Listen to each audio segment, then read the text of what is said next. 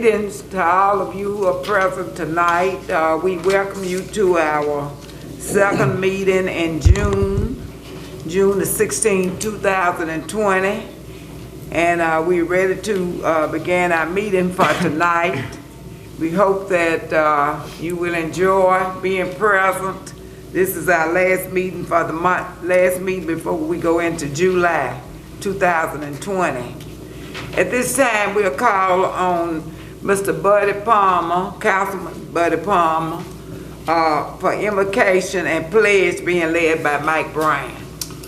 Thank you, Madam President. At this time, I'd like to introduce our person to give our invocation, and I've been paid to read this. We're having tonight Brother Mark Cason. He was a Command Chief Master Sergeant. He served 27 years in the United States Air Force. He retired in July of 1980, and some of his outstanding service highlights are: from 1968 to 1969, he served in Vietnam and was awarded the coveted Bronze Star Medal for outstanding service. From 1972 to 1974, he was the Command Chief Master Sergeant of the Columbus Air Force Base, and that's about as high as you can get in a non-commissioned officer. I think you gave commands to generals. From 74 to 77, he was a Command Sergeant Major for NATO headquarters in Naples, Italy. From 1977 to 1980, his last duty assignment, he was the Executive Officer to the Director of Plans and Programs for the Air Force, Wright-Patterson Air Force Base in Dayton, Ohio. And since his retirement, he has taught school in Texas and Mississippi. He's also pastored churches in Ohio, Texas, and Mississippi. He was a pastor of the First Baptist Church of Shannon for 13 years. He is a great friend of mine, and more importantly, he is a real prayer warrior. So if you would stand with me,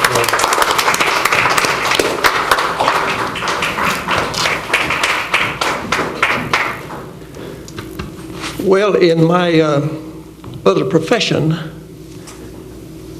I've been introduced many times by some high-ranking individuals. That's the rankest introduction I think I've ever heard. I'm reminded what it says in the Bible that the Apostle Paul wrote a letter to young Timothy, who was to take his place. 1 Timothy, the 2nd chapter, verses 1 through 4. And he told Timothy to pray always for those who are in authority. And so we want to do that tonight. All right? Let's bow for a minute. Our Father, we thank you, Lord, for the many blessings you've given us. And first tonight, I would like to pray for the family that lost their son this morning on the football field at Shannon High School. 16 years old. Having lost my son early in life, I know what the family is going through right now. It's devastation time. So I pray that you will lift that family up above the circumstances of this event into your presence. And tonight, I pray for this council. I thank you for the gifts that you've given to them to be able to make decisions for this beautiful town we call Tupelo. And Lord, I pray that you'll give them the strength, also the wisdom that's needed to carry out their responsibilities. Continue to bless them in a very special way. We thank you for your grace, your mercy, and your love toward us, and continue now to bless. In Jesus' name I ask it. Amen. Madam President, I asked Chief Barnett Gary to lead us in the pledge. Attention, salute, pledge. I pledge allegiance to the flag of the United States of America and to the republic for which it stands, one nation, under God, indivisible, with liberty and justice for all.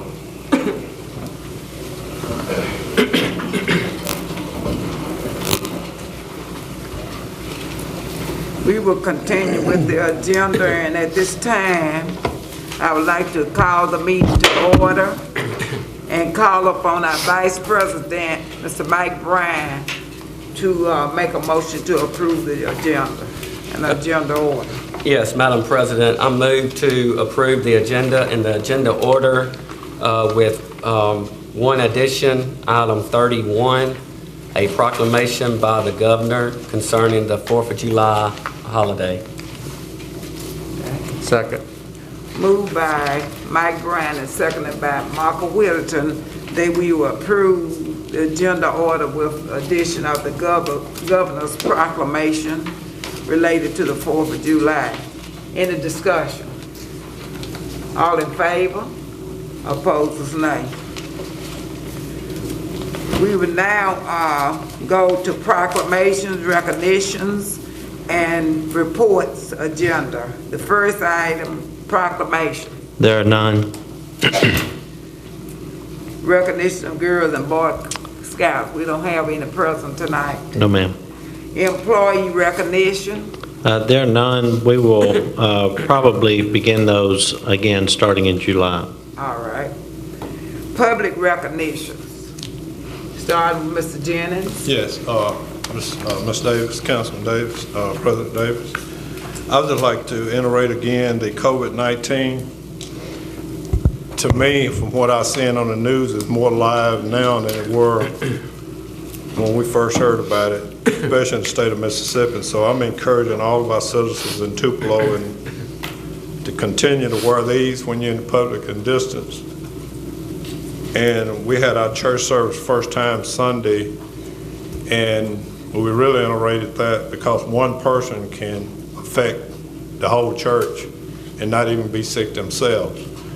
So I just want to encourage everyone to continue to wear that mask when they're out, because it's killing people.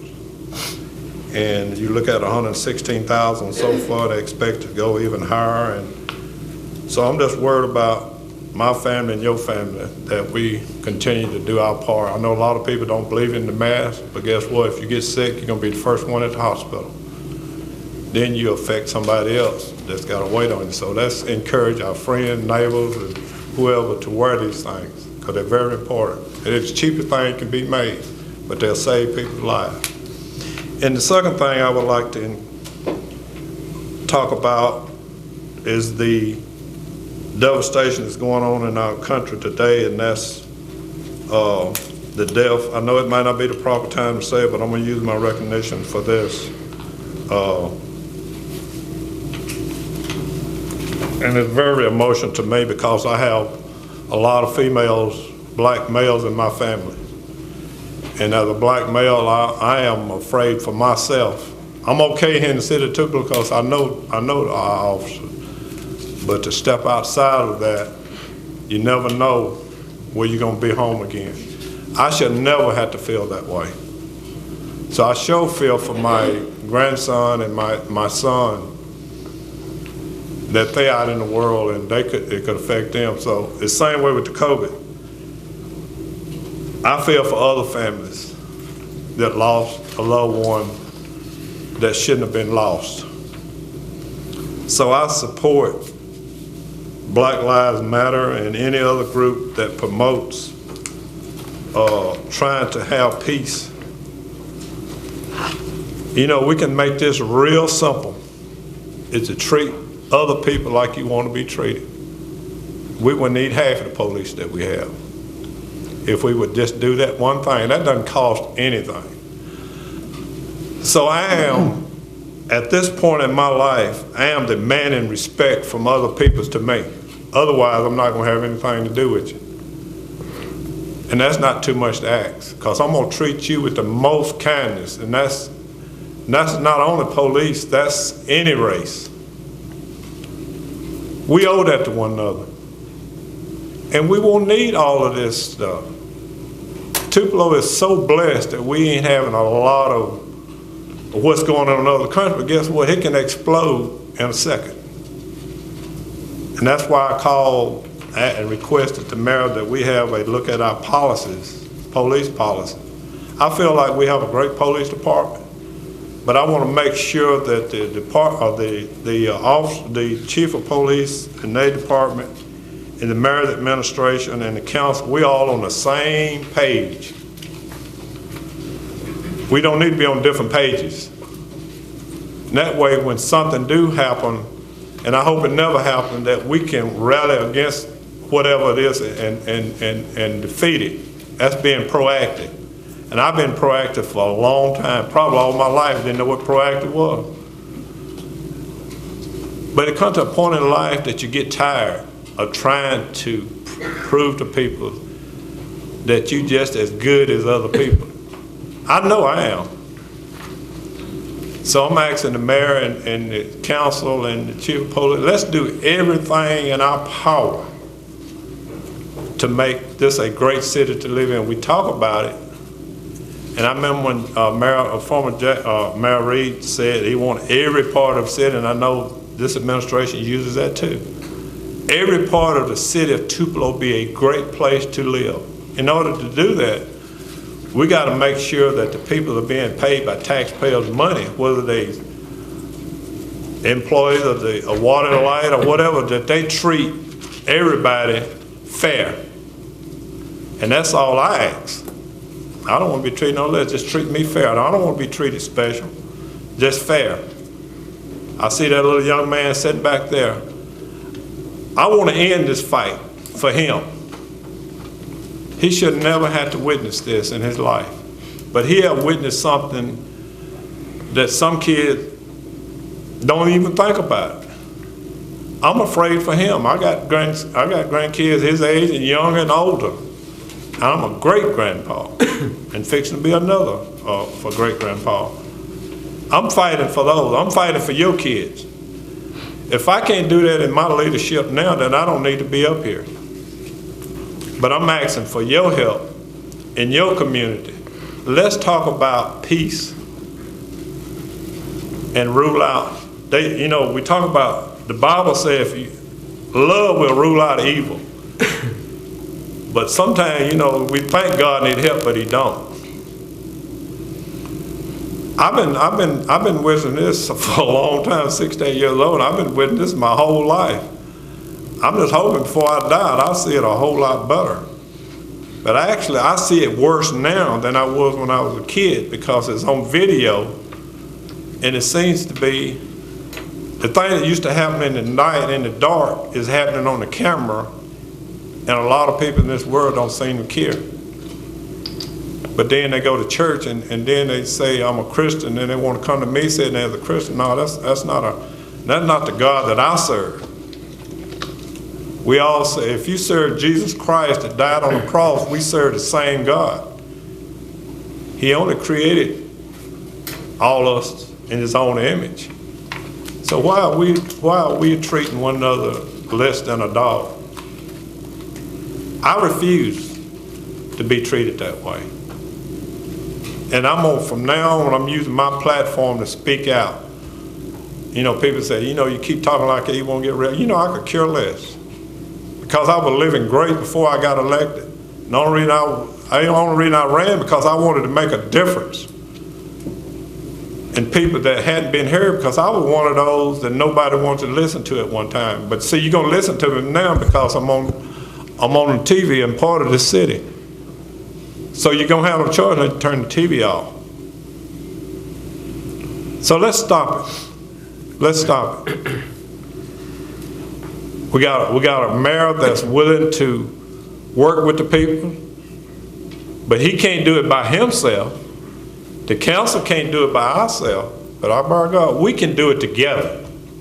That's one thing we can do. We got a good chief, and we need to rally behind him, but I do want to look at those policies and make sure that we don't have anything in there that our officers, that when they do something wrong, that they can hide behind. I'm not saying that to happen, but I want to make sure. Because in some of these towns, they do hide behind certain things and they're being chained. Nobody should have to lose their life because of it. I'm just saying, if it was on the other shoe, I think we would be seeing more of a crowd too. Y'all know what I'm talking about. I'm actually not talking, I'm talking about the people that's really watching, maybe watching, but I think everybody here understands that. If you got a heart at all, I have a heart, and my heart hurts. It doesn't matter what color being abused by somebody else. It doesn't have to be an officer. It can be racism of, you think you're better than me. That type of thing. You know, me and my counsel, sometimes we argue or we disagree, and that's okay. We can disagree, but the main thing, we do what's best for the city of Tupelo. I might not get votes on the way I want things to go, but I feel like in the end, that's what the march is about, is working it out and making sure that we do the best we can. Because this is taxpayers' dollars that we fool with. And everybody that works for the city of Tupelo work for the people. We work for you. If you spend money in Tupelo, stay in Tupelo, we work for you. We work for you. The mayor works for you. All of us work for you. And I am trying to do my best to live up to that. I don't say one thing to a group of people in one community that I won't say to another group in another community. I say the same thing. I've been that way my whole life, and I ain't changing now. And I'm sorry, Ms. Davis, that I took that time, but I feel like if we don't start speaking out, and see, this is not hate talk. This is love talk.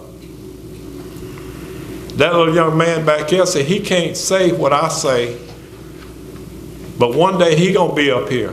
I want him to live to be up here. I want him to live to be where the mayor is.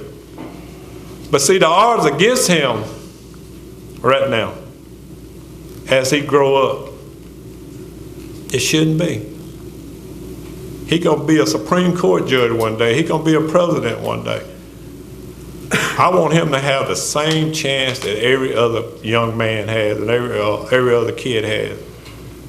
I don't even know the young man, but I guarantee you, I see you like my grandson. I love my grandson. I'll die for my grandson. So I'm speaking out of love. Let's stop. This group right here can go back to their communities and make a big difference. And the people that hear this message can make a big difference. All it's taking is you just treat me like you want to be treated. So thank you, Ms. Davis. Mr. Palmer? No. Mike? Marco? Travis? Lynn? I would just like to ask you to be in prayers for one of our citizens who was a member of my church and was very active in the community. Her name was Dolores LeGrone, and she died suddenly. And we would like to pray for the family and friends. She was a member of St. Paul United Methodist Church that I attend, and I'd like for you to be in prayer for her and the family. And then I would like for us to remember, we're not having a Juneteenth festival this year, but let's remember the Juneteenth festival and what it means. This was when the slaves were freed. And we know that when people are free, then they're supposed to be treated that way. Every citizen matters. Every person matters. And because of the virus that we've been dealing with, we are not having the Juneteenth festival this year as planned. But I would like for us to remember both of these things and be in prayer for us as citizens in this community.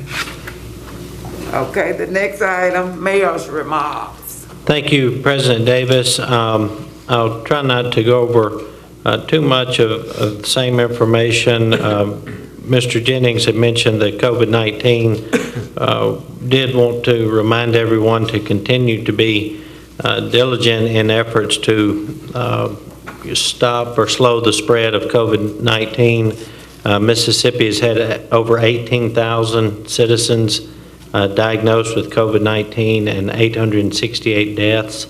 Here in Lee County, we've had over 300 cases and 12 deaths, so that is still something to be concerned about and careful in your interactions. Want to thank everybody for being here tonight. We've got a good group of concerned citizens and people who are active and engaged in our community. I appreciate you being here. We've got a special guest, our county supervisor, Todd Jordan, is here. Thank you, Supervisor, for being here tonight to listen. Want to mention the Back to Business Resource Center. This is helping, you should have access to the Help Center. I know you can't see this on TV, but we've got these on our social media, the City of Tupelo's Facebook page, Community Development's Facebook page, other social media pages.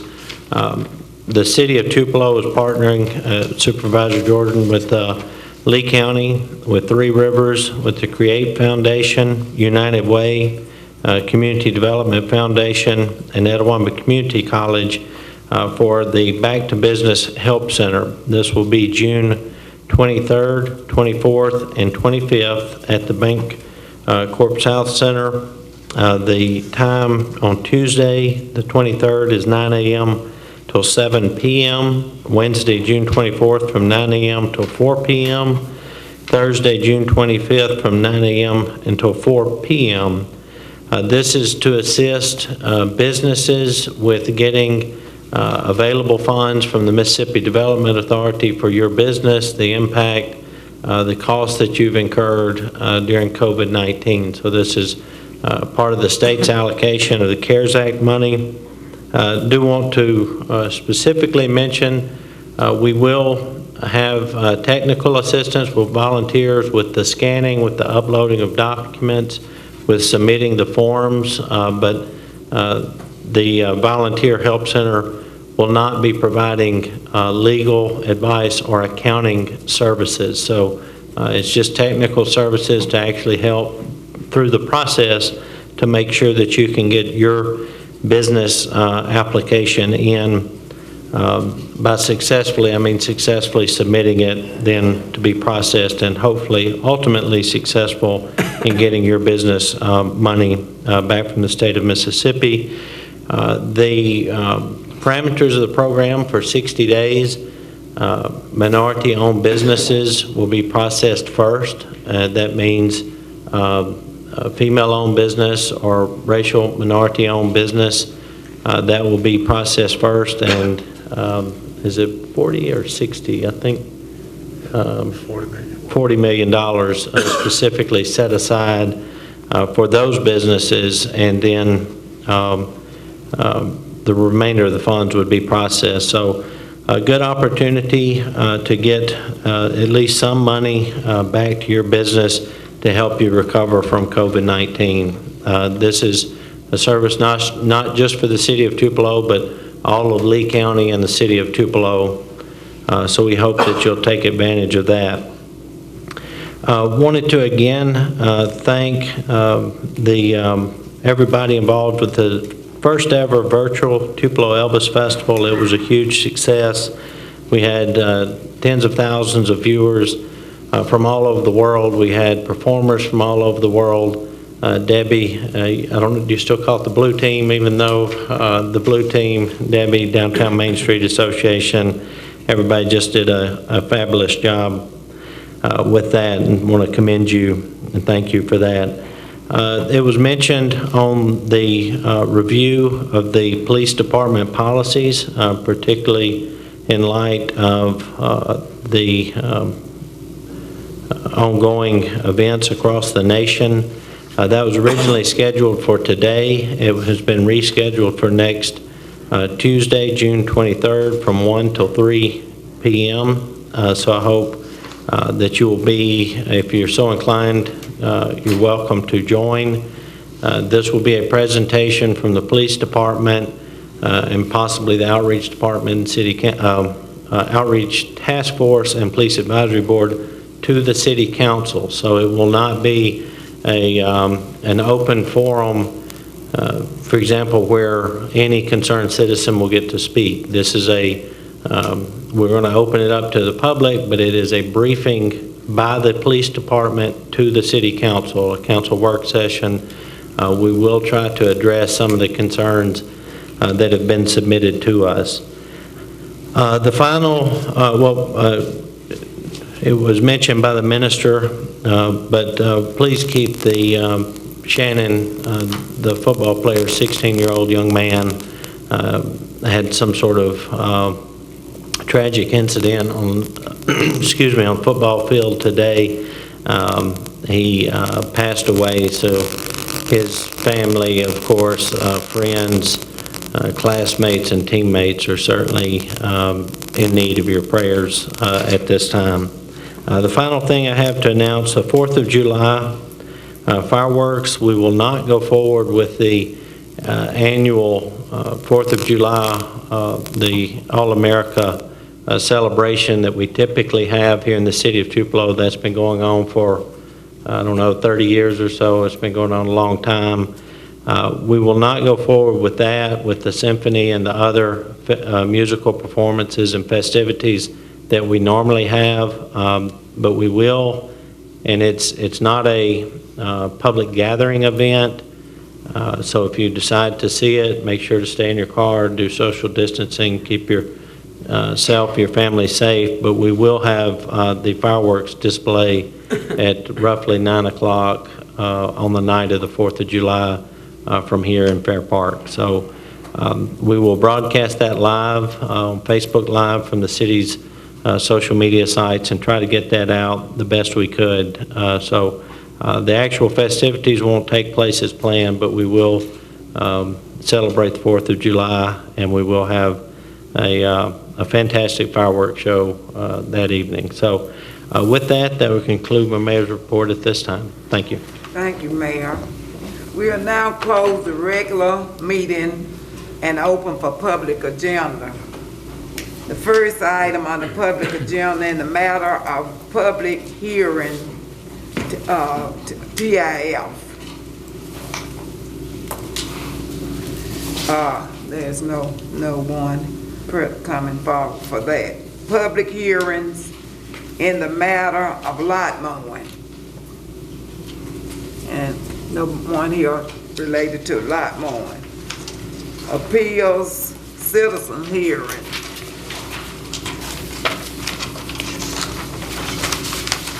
Item 3, Scott Reed, Coliseum Articles of Incorporation.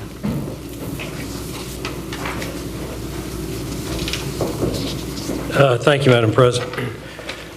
Todd Hunt is retiring from the Coliseum after 13 years.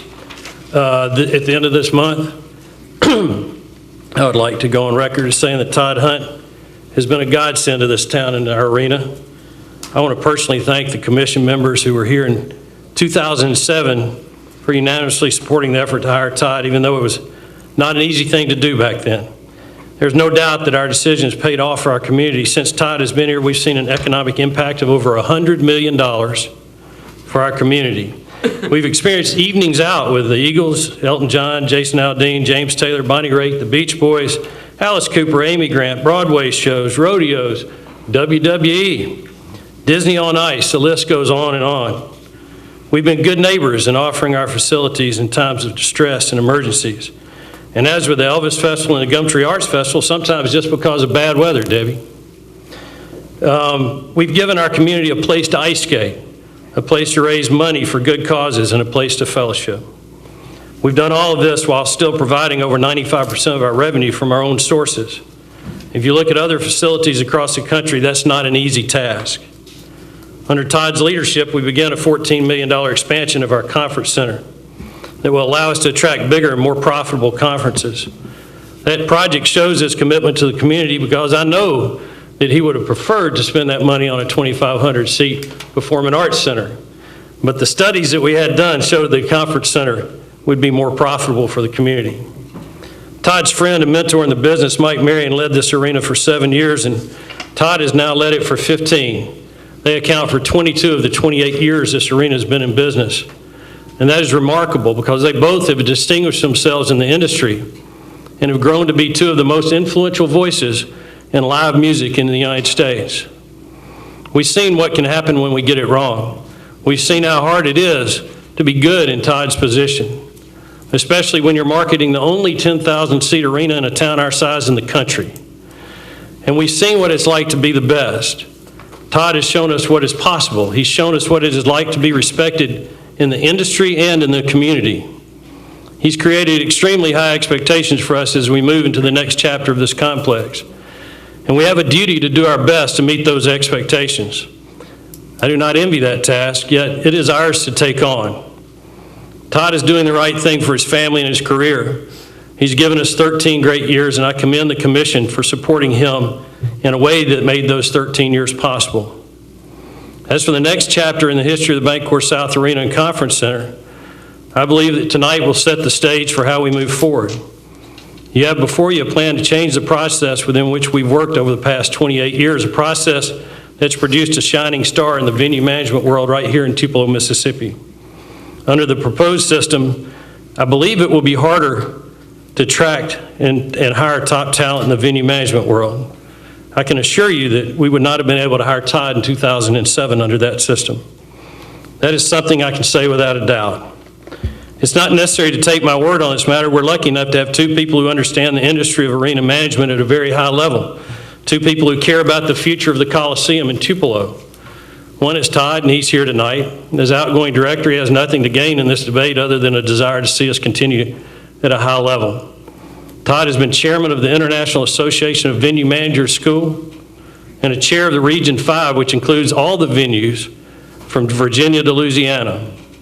Mike Marion, the first Coliseum director here, who held that post for 7 years, is a past chairman of the board of the entire International Association of Venue Managers organization. From their perspective, they've seen it all, and they both have concerns with the new language that you're proposing tonight. But it's not my place to debate this issue tonight, but I do encourage you to think hard before changing a system that's worked so well for so long to a system that has created barriers to success in other arenas in the country. I also know that, I understand that, Ben, that there's new language that came in this afternoon after I wrote this. I have to write these things in practice a little bit, so I didn't write it right before I walked in. And I can't comment on those because I haven't seen them. I tell you what, though, I am disappointed tonight that I found myself in disagreement with the mayor. I've supported his initiatives quite a lot over the past 7 years, and I appreciate his efforts on very many levels. Those times we haven't agreed, I've been able to keep to myself and only complain to my wife, which has been a positive. But in this case, I feel a responsibility as chairman of the Coliseum Commission to give you my best thoughts on this subject. I can't imagine anyone who'd want to spearhead the effort to find a replacement for Todd. And I don't envy the group who will, in the end, be assigned that task. But this isn't about replacing Todd. This is about setting up the right structure, not to guarantee success, but to give us the best chance to succeed, regardless of who happens to be in our seats moving forward. So I thank you for your time. Thank you. The next person to come forward is Gary O'Neill, related to the Confederate monuments and streets. And I failed to mention that we have 5 minutes to speak. That was in case of Scott, our young man coming before us tonight.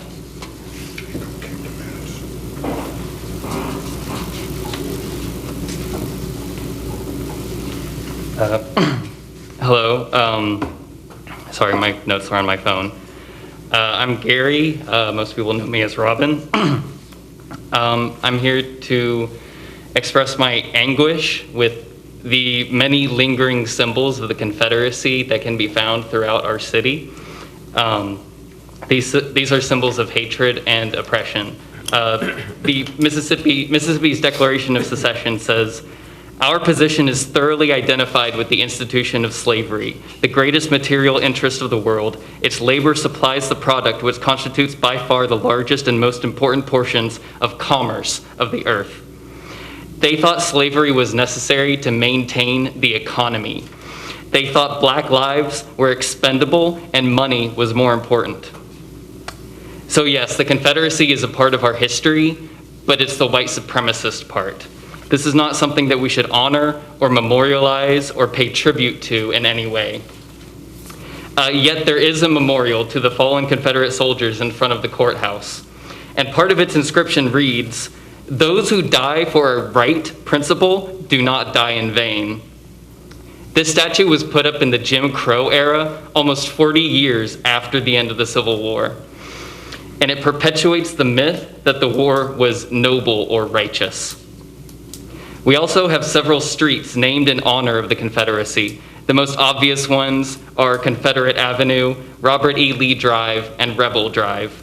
But there are many more. There's Beauregard Street, named after P.G.T. Beauregard, Pemberton Avenue, named after John C. Pemberton, Hampton Avenue, named after Wade Hampton, Buckner Avenue, named after Simon Bolivar Buckner, Mosby Drive, named after John Singleton Mosby, Hood Avenue, named after John Bell Hood, Breckinridge Street, named after John C. Breckinridge, Ewell Avenue, named after Richard Stoddard Ewell, Stonewall Circle, named after Stonewall Jackson, and Jeb Stuart Street, named after James Ewell Brown Stewart.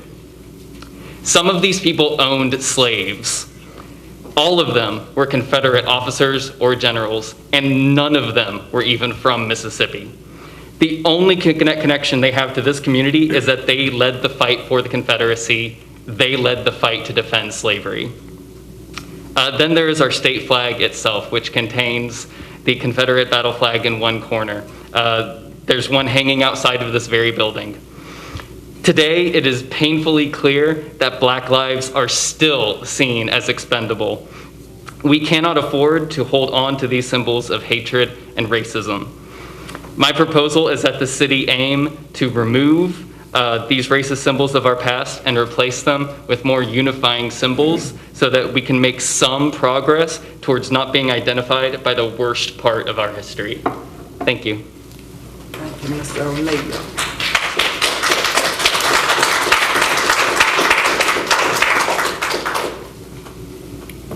We will now go to the action agenda. Item 5, in the matter of ordinance amending Tupelo Coliseum Commission charter. So moved. Second. Moved by Lynn Brown and second by Buddy Palmer that we would establish an ordinance amending the Tupelo Coliseum Commission charter. Any discussion? Yeah, Madam President, I would like for the attorney to explain some of the changes that were made. I wasn't here at the work session yesterday. If you don't mind, just those points that was changed. From the time that we talked about it last week, Councilman Jennings, if you will turn to the third page at the bottom, section 2-113, the roles there are clarified a little bit from what we looked at last week.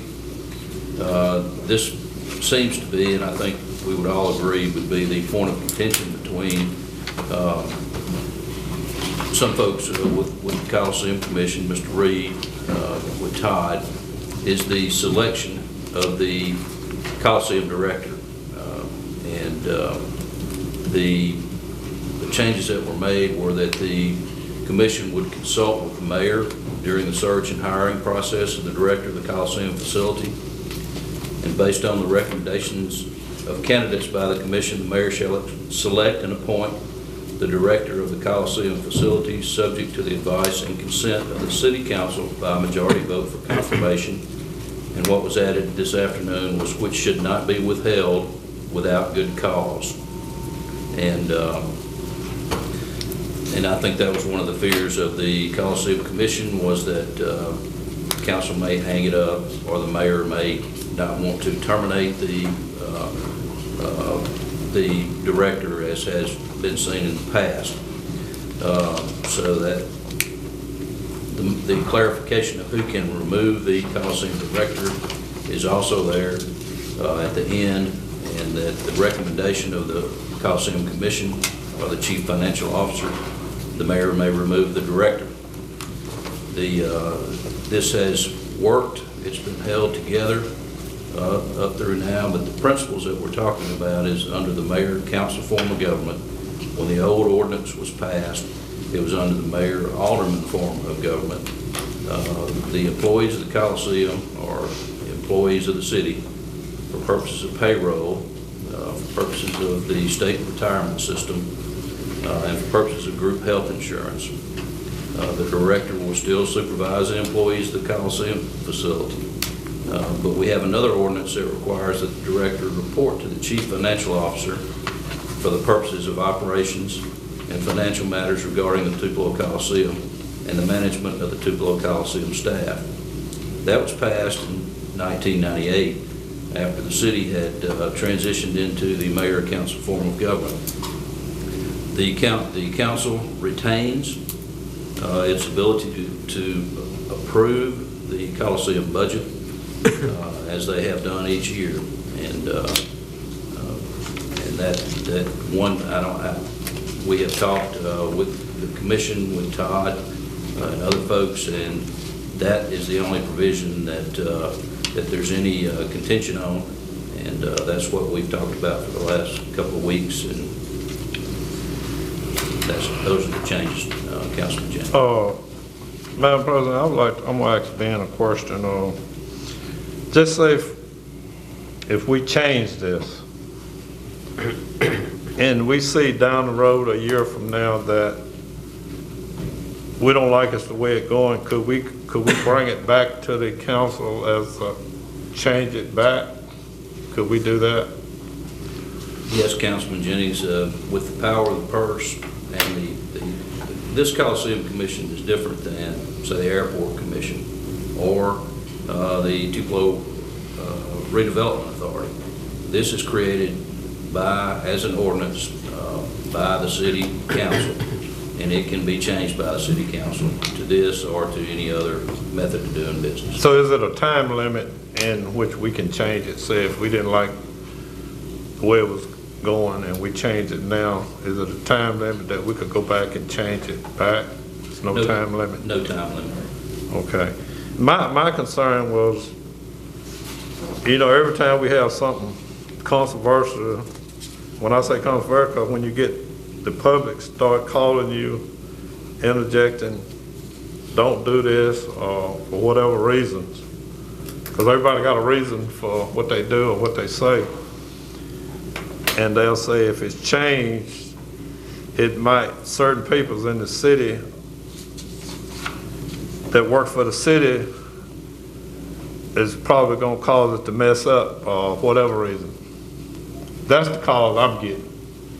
I ain't calling a name, I'm just saying that.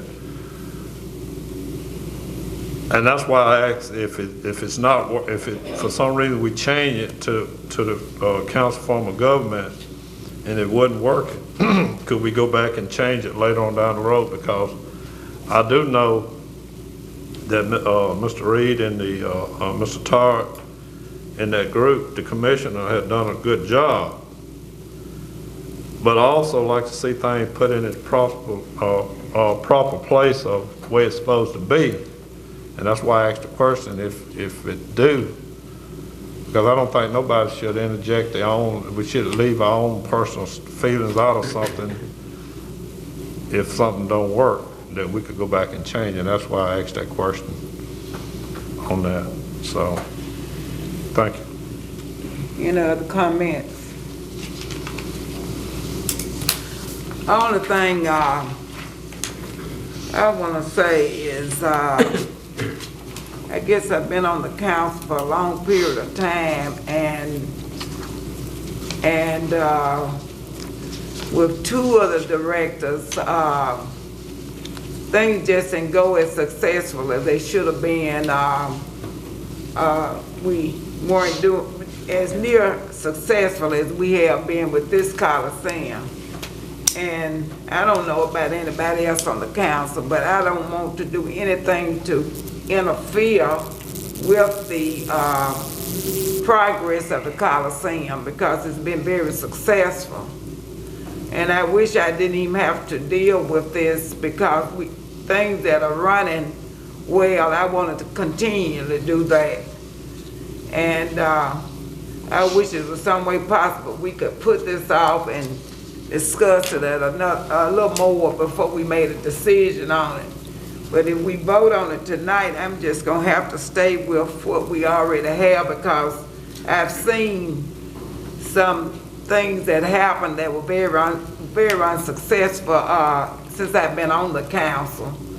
I feel that if this old ordinance is not successful, then we can go back and change it. We see we're having some problems with it, but at this state, it's just a hard decision to make on what we should do as far as the Coliseum is concerned, because there are other areas that have kind of the same structure.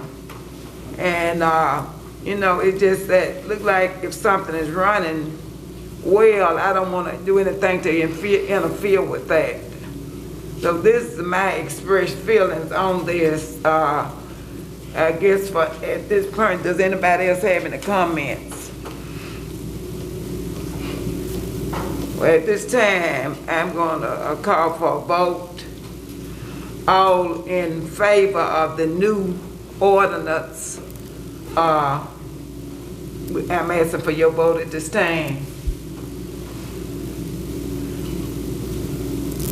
All in favor of keeping it as it is?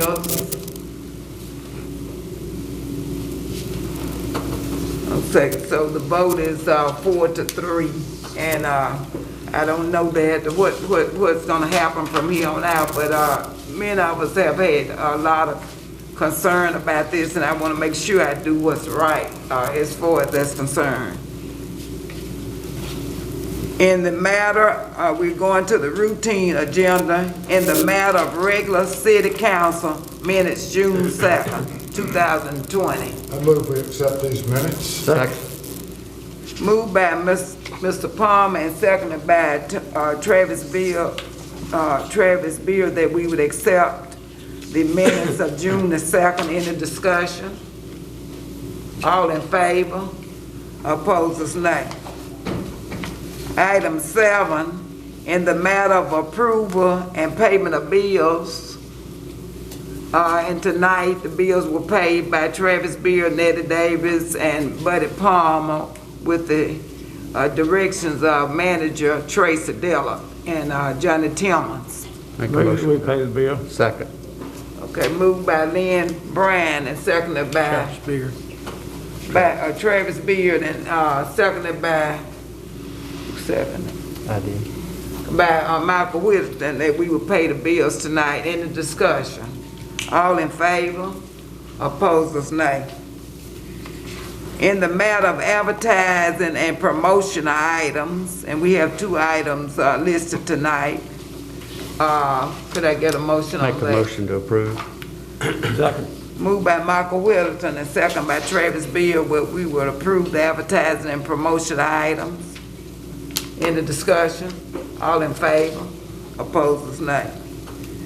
Item 9, in the matter of sole source for Watch Guard video.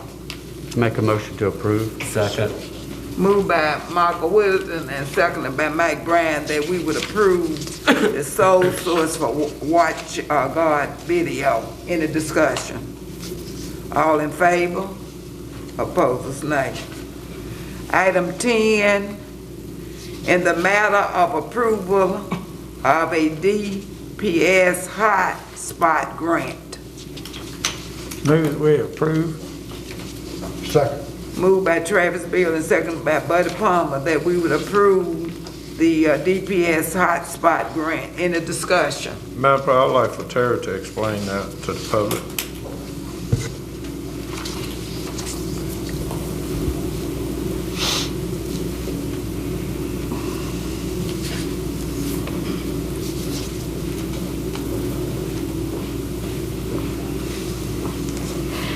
This is a Department of Public Safety hotspot grant that will be used to purchase new server system and also the contractual data migration that comes with that, so that we have better access to our video and data for the police department.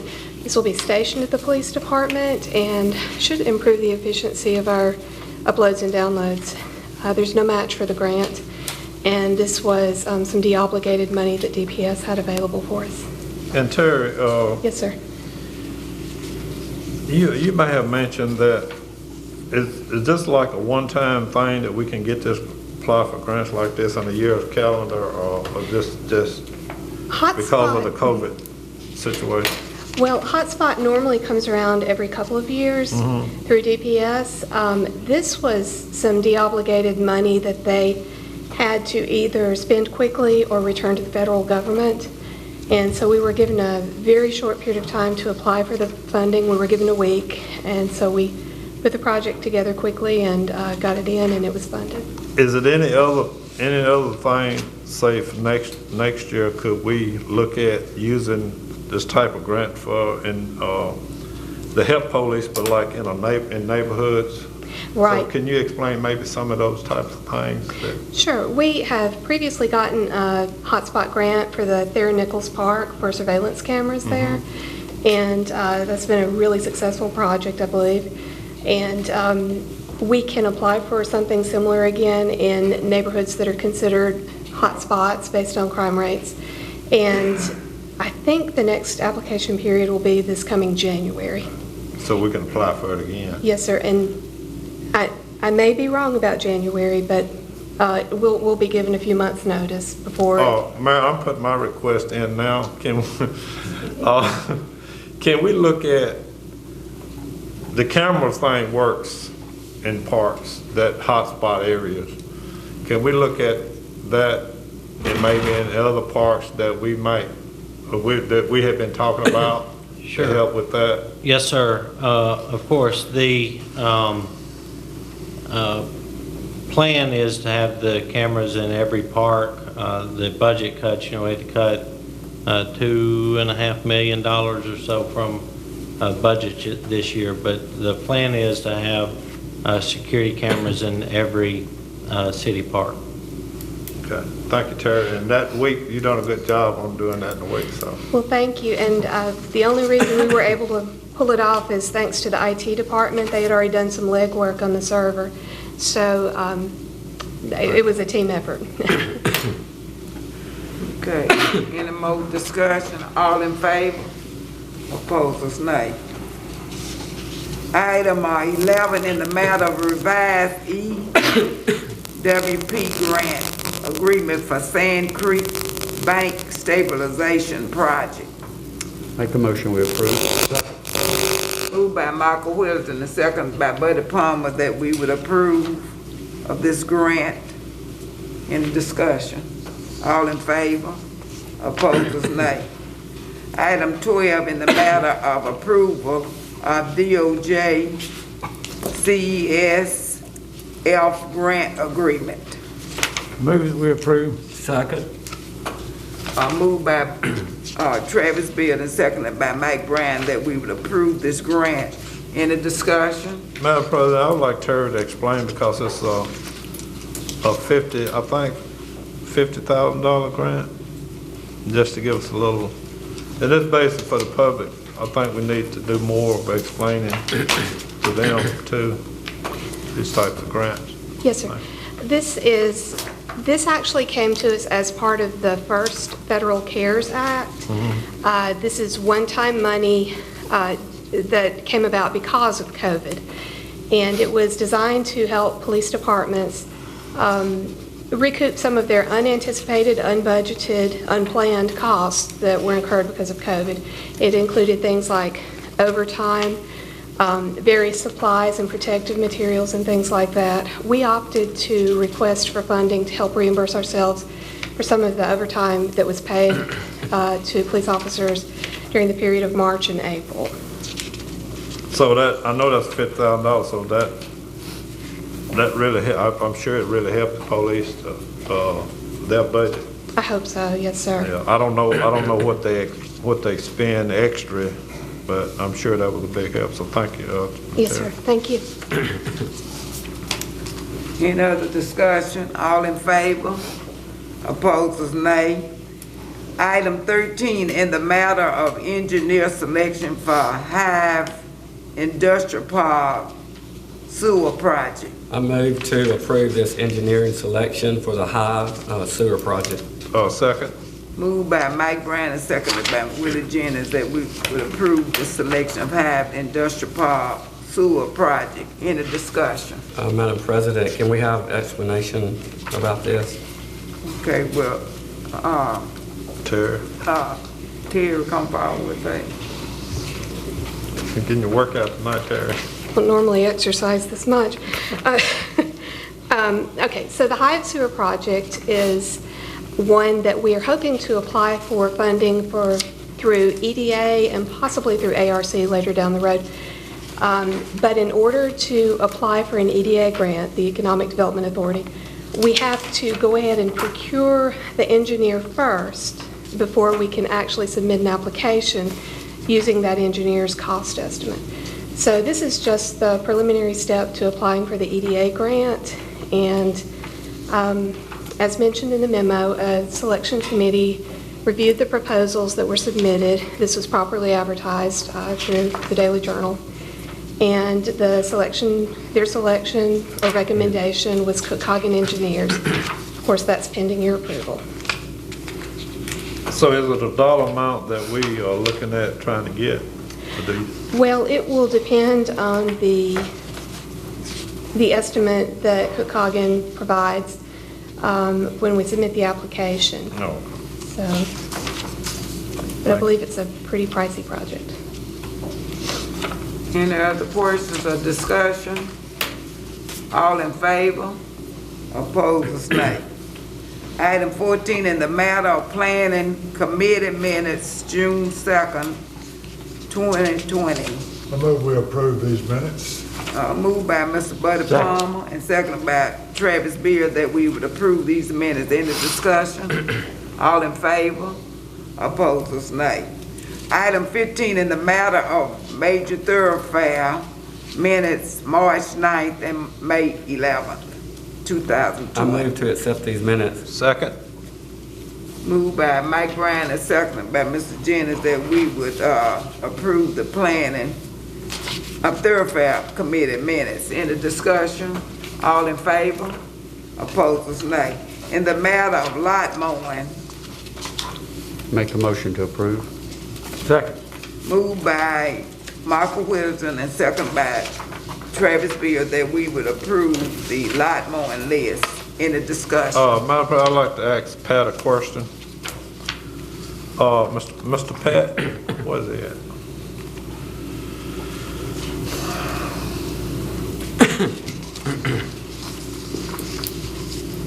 I just want to get an understanding. I called you the other day about some property that I called you once before, and it seemed like it's going to be a continuation of mowing those properties, and I think, can you explain, did you say that to get to the point that y'all just go out and mow them, but that means somebody still had to call in for them, right?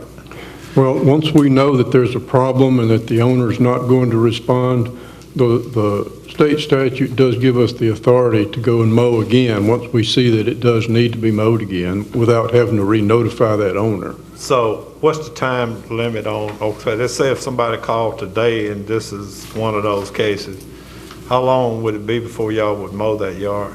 That would be a question. Depends on how many yards you got ahead or something? Yes, sir, and what else Public Works has to do.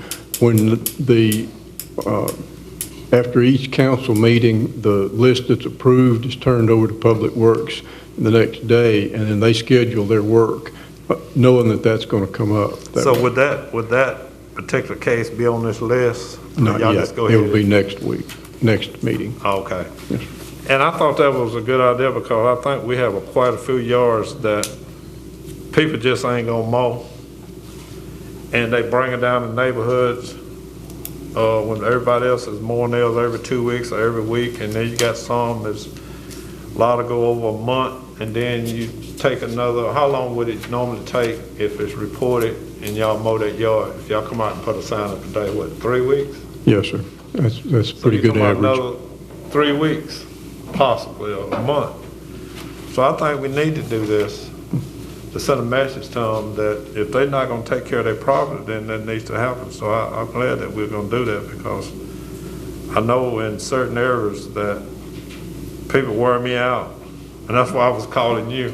Yes, sir. That these people, and they can afford to mow their yard. They ain't like that if they couldn't. They just refuse to. And everybody else is taking care of their lawns, so I feel like if we're gonna do the code enforcement, that needs to be done take care of the people that are taking care of their yards, so I appreciate that.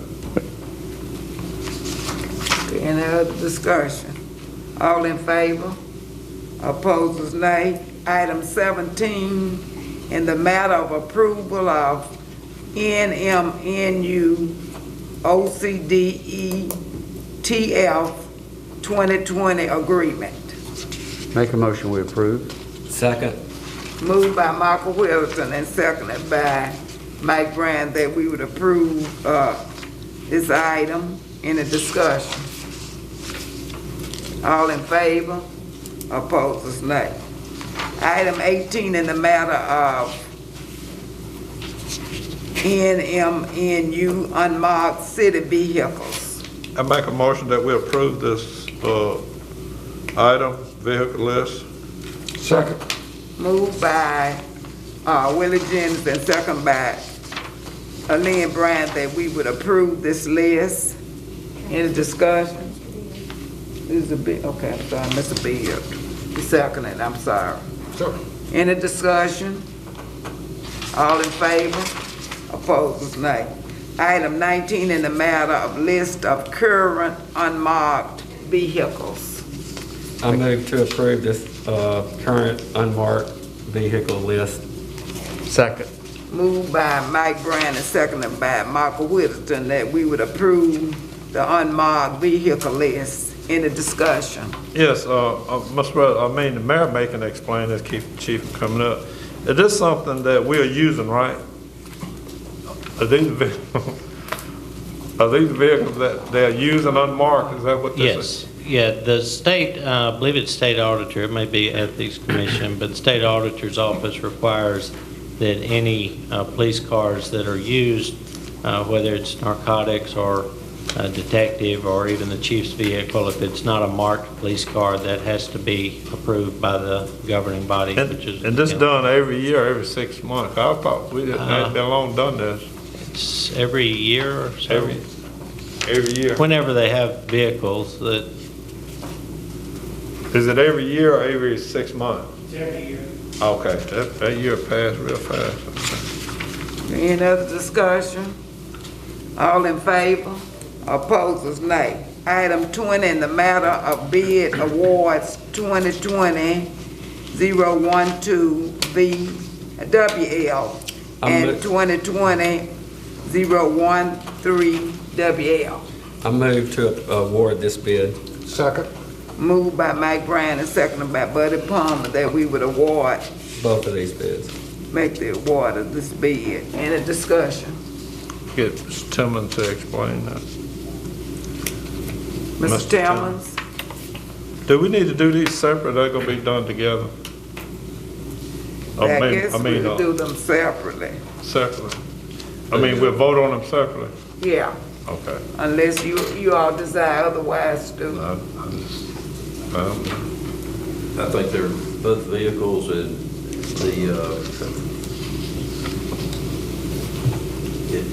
I believe we can vote on to award to the highest and best bidder and include that in the same motion. Include that in one motion or separately? One motion. Okay. Okay. These are two units that we are adding the budget for this year. One of them was the cabin chassis for a 40-foot High Ranger bucket truck. The second one is a digger derrick unit that will be mounted for setting poles, steel poles, concrete poles.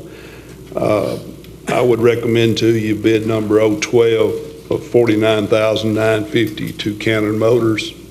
And then the second bid of 013 to Summit Truck Center here of Tupelo for $92,150. So that, the one that was $49,950, with it, $50 difference. So your recommendation, because that's somebody you've been dealing with more and you recommended, that's why you recommended it over $50. Well, they were the low bidder. But you can, and this is just for, but if you feel like they wouldn't, even though it's the lowest, you can do the other bid, right? Yes, sir, but they were the lowest and the best bid. Lowest? And the best. Okay, you answer. Okay. Is This including item 20 and 21. Who made that motion? Okay. Madam Chairman, I made the motion, and it's only for item 20. Okay. All in favor? Opposers, nay. Item 21, in the matter of request for approval of surplus items. Make a motion, we approve.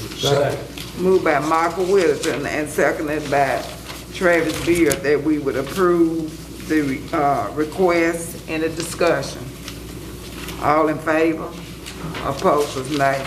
Item 22, in the matter of bad debt write-off, January 2019 through June 2019. Make a motion to approve. Moved by Michael Whittington, second by Travis Beard that we would approve bad debt write-off. In the discussion. Madam President, I would like Mr. Timmons to explain. I always like to see where we at from the last time to up to now. It looked like it may be, I don't know, I'd like him to explain. Yeah, Mr. Jennings, I'd like to brag on this one. This is probably one of the lowest that we've ever had at Tupelo Water and Light. Again, this was from January of 2019 to June of 2019. Now that we went through this coronavirus, I probably won't be able to say that about this next one, but this one here was really, the girls at the billing and collection office do an exceptional job of collecting these debts, and it shows that. And that was gonna be my next question. When you get the next one, it's probably gonna include this time and the next one, so. Yes, sir. That Probably one won't be as good. It won't be as good. Okay. Any other discussion? All in favor? Opposers, nay. The next four items are related to the same thing but different numbers. Would you all like to make a motion in one, dealing with the various numbers, since there's just a variation of the numbers, or we'll do them separately? We will need to do these separately. Okay. In the matter of ad valorem request, Leggett and Platt 4201. So moved. Go ahead. Okay, made I that. make a motion that we approve it. Okay, made. 4201 number on the end though. Okay, moved by Mr. Willie Jennings and seconded by Travis Beard, that we would approve of the ad valorem request for Leggett and Platt 4201. Any discussion? All in favor? Opposed, nay. Item 24, in the matter of ad valorem request Leggett and Platt 0908. So moved. Moved by Travis Second. Beard and seconded by Mark Whittington that we would approve the ad valorem request item 0908. Any discussion? All in favor? Opposers, nay. Item 25, in the matter of ad valorem request Leggett Platt 0341. So moved. Second. Moved by Mike Bryan and seconded by Willie Jennings that we would approve ad valorem request item 0341. Any discussion? All in favor? Opposers, nay. Item 26, in the matter of ad valorem request United Furniture Industries Incorporated. So moved. Second. Moved by Mike Bryan and seconded by Michael Whittington that we would approve the ad valorem request United Furniture Industries Incorporated. Any discussion? All in favor? Opposed, nay. In the matter of ad valorem request Gibson Corrugated LLC. Make a motion to approve. Second. Moved by Michael Whittington and second by Travis Beard that we would approve the ad valorem for Gibson Corrugated. Any discussion? All in favor? Opposed, nay. Item 28, in the matter of accepting donation of real property from Historical Society at 510 Church Street. Make a motion to approve. Moved by Michael Wilson and seconded by Lynn Brand that we would approve the exception of the donation at 510 Church Street. In the discussion. This is related to the area down near the Carnation Building. I think this is related to that. Isn't that clear, Mayor? Yes, ma'am. Okay. All in favor? Opposed is nay. Item 29, in the matter of resolution approving first addendum to Fair Park TIF plan and district interlocal agreement and form of and execution of the amendment of reimbursement agreement. Make a motion to approve. Second. Moved by Michael Wilson and seconded by Mike Brand that we would approve this agreement. Any discussion? All in favor? Opposed is nay. Item 30, in the matter of memorandum with NMMC. I make a motion that we approve this memorandum. Second. And incidentally, this is now Mississippi Medical Center we're discussing. Any other discussion? All in favor? Opposed is nay. We will now close regular session and go to study agenda. Madam President, we have item 31. 31. That's the governor's Oh, yeah. proclamation Okay. about the 4th of July. Yeah, okay. Could I get a motion on that? I move to approve the governor's proclamation for the 4th of July holiday. Okay, a second. Second. All in favor? Opposed is nay. We will now close the regular session and go to study agenda. There are no items. Executive session, we have any items for that? Attorney Bean? No, President Davis. Okay. Okay, could I get a motion? I make a motion that we adjourn. Second. Moved by Willie Jennings and seconded by Michael Wilson, that we adjourn. All in favor? Opposed is nay. Okay, thank you for coming tonight.